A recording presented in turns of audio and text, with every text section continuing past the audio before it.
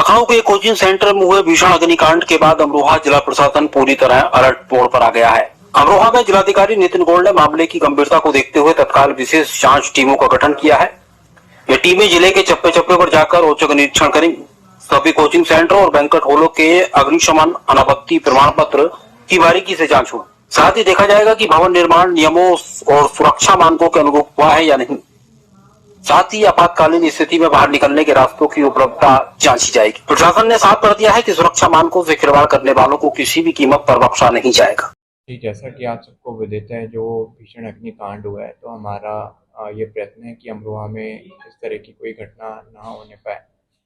और इसके लिए मैं आपको बताना चाहूँगा कि जैसे ये खाली किसी कोचिंग सेंटर के बारे में ही नहीं है, किसी भी बिल्डिंग में ऐसा हादसा हो सकता है। इसलिए हमारी तैयारी ये रहनी चाहिए कि चाहे कोई कोचिंग सेंटर हो या होटल रेस्टोरेंट हो या कोई भी कमर्शियल नेचर की, इंडस्ट्रियल नेचर की बिल्डिंग हो, उसमें सारे मानक पूरे हों। जब भी कोई नक्शा पास होता है बिल्डिंग का, तो उसमें सारी चीज़ें देखी जाती हैं।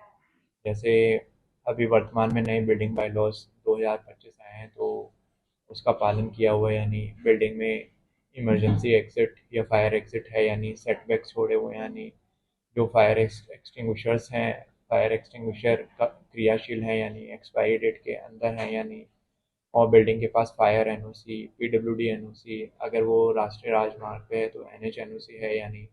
तो इसके लिए जनपद अमरोहा में जून 23 से जून 30 तक एक विशेष अभियान चलाया जाएगा, जिसके अंतर्गत जहाँ पे भी इस तरह की बिल्डिंग्स की संभावना होगी, उनकी चेकिंग कराई जाएगी और उनके ओनर्स को ही पहले काउंसिल किया जाएगा कि अगर उनमें कोई ऐसा लैक्यून है या स्ट्रक्चरल डिफेक्ट है या स्ट्रक्चरल इंजीनियर ने कुछ सजेशन दिए हुए हैं जिन पर पालन नहीं किया गया, तो उनका पालन सुनिश्चित करा लें।